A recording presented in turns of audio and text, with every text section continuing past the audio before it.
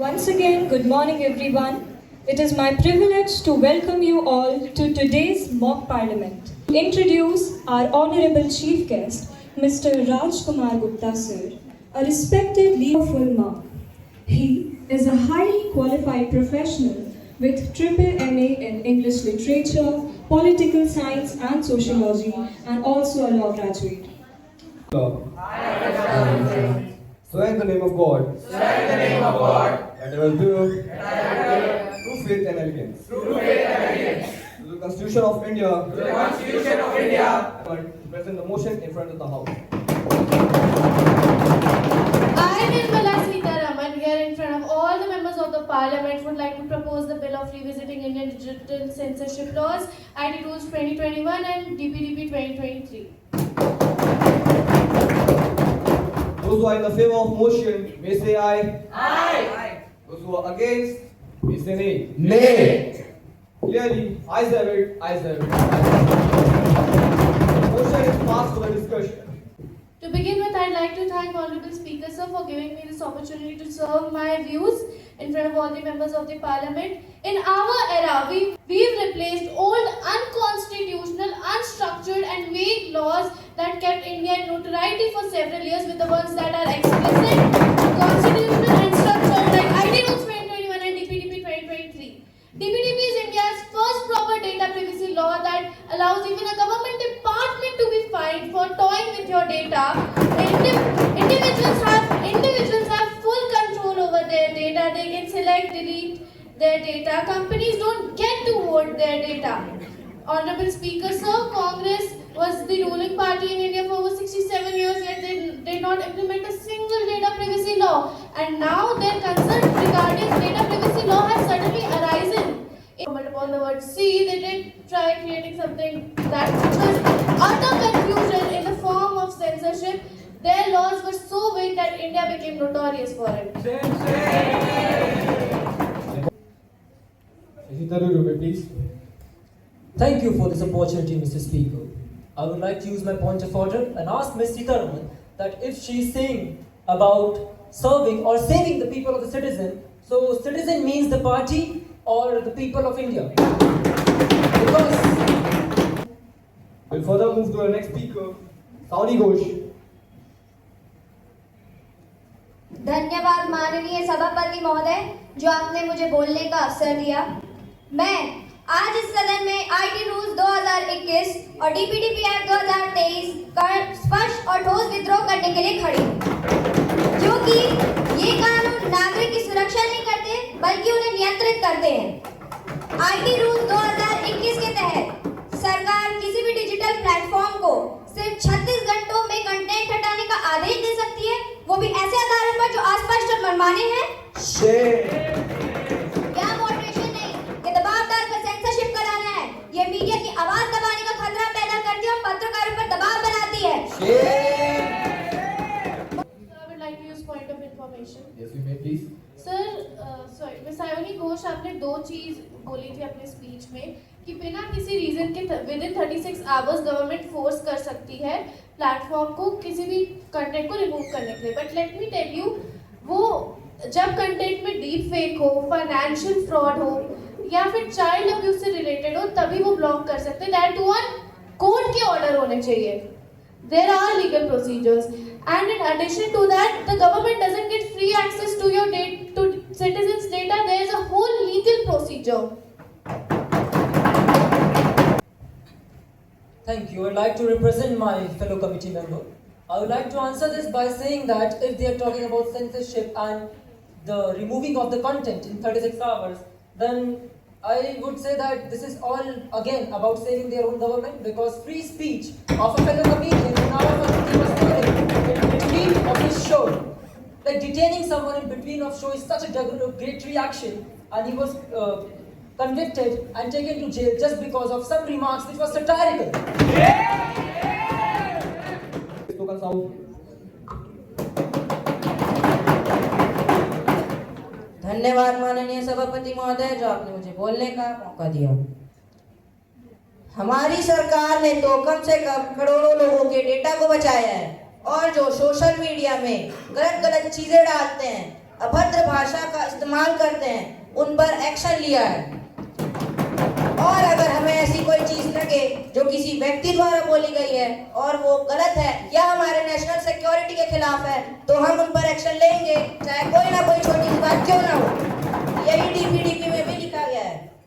वरना हमारी हालत भी कांग्रेस सरकार जैसी हो जाएगी जो इनके ग्रेट सेंसरशिप की हालत हर्षद मेहता ने की। दुनिया क्लाउड पे जा रही है, तुम जमीन से हिलते नहीं। जो साथ चले वक्त के वो कभी रास्ते में मिलते नहीं। धन्यवाद। मेरा दोखन साहू जी से यह सवाल है, ये बात करते हैं आवाज दबाने की। हमने लोगों की आवाज दबाई है। 2021 के आईटी एक्ट में इन्होंने किसी भी ट्वीट, कमेंट या किसी भी चीजों को टेक डाउन करने का ऐसा कोई भी स्टेटमेंट नहीं दिया है। अगर वो गलत तरीके से टेक डाउन करते हैं, क्योंकि ह्यूमन एरर्स तो होते हैं, ह्यूमन एरर हो सकते हैं, अगर वो टेक डाउन करते हैं तो उनका लोगों को क्या कंपेंसेशन दिया जाएगा? मेरा सवाल है दोखन साहू जी से। अगर जमीन से ना हिलने का मतलब जनता के साथ खड़ा रहना है तो हाँ, हम जमीन पर ही रहेंगे। क्लाउड की भीड़ में खोना हमें मंजूर नहीं। हम जमीन पर खड़े हैं, ये गुरूर नहीं। वक्त के साथ चलना अच्छी बात है, मगर असूल बुरकर चलना हमें मंजूर नहीं। आदरणीय अध्यक्ष महोदय, मैं आपको धन्यवाद देना चाहती हूँ कि आपने मुझे इस सदन में बोलने का मौका दिया। ये अलग बात है कि सत्ता पक्ष के लोग मेरी बात सुनने से पहले ही भाग जाएंगे। भारत आज डिजिटल युग में पहुंच चुका है, लेकिन कानून हमारे डिजिटल अधिकारों को बचाने नहीं बल्कि उन पर पहरा लगाने का काम करता है। आईटी एक्ट 2021 कहता है कि हम ऑनलाइन भाषा सुधारेंगे। अरे भैया, पहले अपनी कस्टमर केयर की भाषा तो सुधार लो। हमें किसी सदी के डिजिटल इंडिया में ये सेंसरशिप एक्सेप्ट कर सकते हैं? मान्यवर, ये लोकतंत्र है, इसमें ट्रांसपेरेंसी चॉइस नहीं, मैंडेटरी होना चाहिए। नहीं चलेगी तानाशाही नहीं चलेगी। जनता सिर्फ वही बोले जो आप सुनना चाहते हैं। यदि हाँ, अगर ऐसा है तो मैं ये कहना चाहती हूँ कि ये संसद है, कोई फैमिली ग्रुप चैट नहीं जिसमें वो टॉनिक लेकर लोकतंत्र में खामोशी किसी भी स्वस्थ लोकतंत्र की निशानी नहीं। लोग सटवाना, युवाओं की आवाजों को चुप करवाना, ये लोकतंत्र की नहीं, नियंत्रण की भाषा है। इससे कोई सरकार मजबूत नहीं होती, सिर्फ एक बाइकआउट सिग्नल जैसा भरोसा होता है जो कभी है तो कभी नहीं। अगर बात करें डीपीडीपी एक्ट पर, तो डेटा आज पहचान है। सरकार कहती है कि चिंता मत करो, हम आपका डेटा सुरक्षित है। हाँ, सुरक्षित बिल्कुल वैसा ही जैसे बस स्टैंड पर रखा सामान जो कब कौन उठा के ले जाए।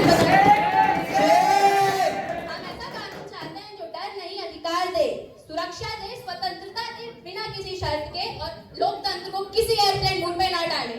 सदन के माध्यम से मैं सिर्फ इतना कहना चाहती हूँ कि डिजिटल मीडिया बंद कमरों में नहीं, जनता के बीच संवाद से बननी चाहिए। धन्यवाद।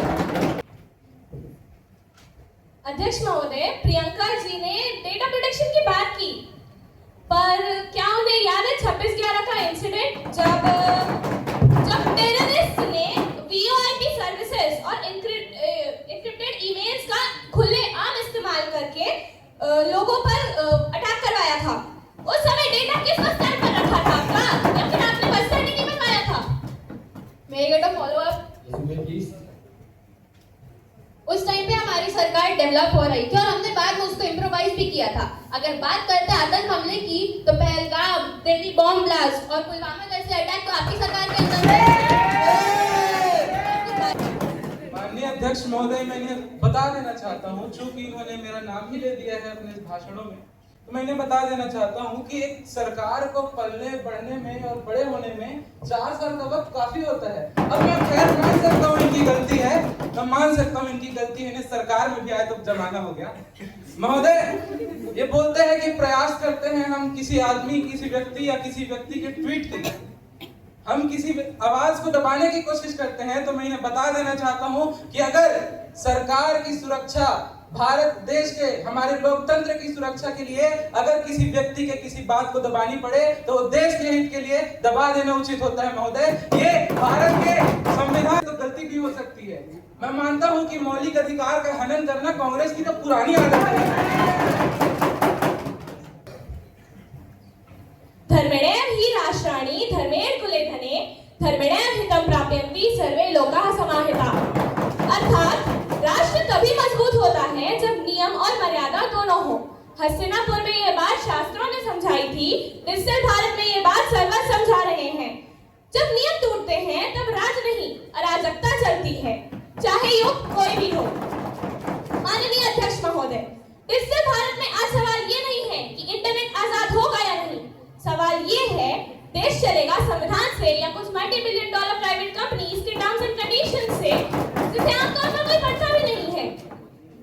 आईटी रूल्स 2021 कहते हैं अगर आप भारत के 80-90 करोड़ यूजर्स से उनका डेटा ले रहे हैं, कमा रहे हैं उनसे, तो ग्रीवेंस ऑफिसर रखना, 24 घंटे में इलीगल कंटेंट हटाना और राष्ट्रीय सुरक्षा के मामले में Speaker sir, I, Asaduddin Owaisi, standing before this house to strongly oppose the so-called IT Rules 2021 and DPDP 2023.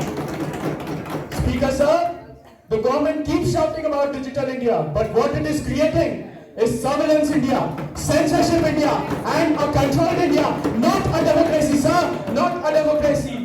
Speaker sir, the government wants to trace every message, monitor every post, and decide which news is fake and which news is real. Sir, please tell me, freedom of speech means what? Freedom of speech does not mean freedom only for those who praise this government. I repeat, Speaker sir, freedom of speech does not mean freedom only for those who praise this government, who support this government.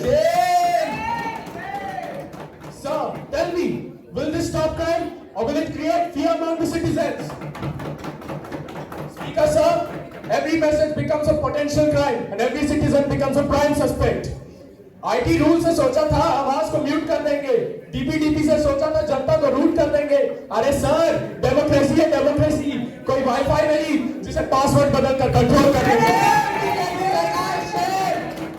Is this democracy or is this fear of democracy? Sir, I want the answer. जवाब दीजिए BJP. Speaker sir, अंत में मैं I want to say this clearly. You cannot run a democracy without delete or restart. Speaker sir, I demand that the government withdraw this IT rules immediately, bring a proper bill and place it before a joint parliamentary speech. Speaker sir, I want to say this clearly in front of everyone, in front of the citizen, in front of this house, to protect the privacy, protect free speech and protect the constitution. बात में खतरा दिखे वो हुकूमत क्या चलाएंगे, जिन्हें हर बात में खतरा दिखे वो हुकूमत क्या चलाएंगे, लोगों की आवाज सुन ले इतना भी वो ना निभा पाएंगे। It is demanded stricter digital rules like these, and when we implement when the government implements such strict rules to work against online harassment and child abuse and all the exploitations, this honest behavior feels protected. Meanwhile, the dishonest calls it surveillance. It's the fear of being exposed, not the fear of the system. And sir, do you even know what would happen if this rule is removed? Please. Thank you, Mr. Speaker. I would like to ask Ms. Nirmala Sitharaman ji that if they are talking about we don't know what's going on in our party, then they don't want the country to know that what their party is exactly doing. I want to ask her that who is Dinesh Singla? Why his name was not mentioned in any media houses, in any media platform when he was detained along with all the other detainees of the Delhi bomb blast case. Why his name was not taken? Why? Because he was a majority?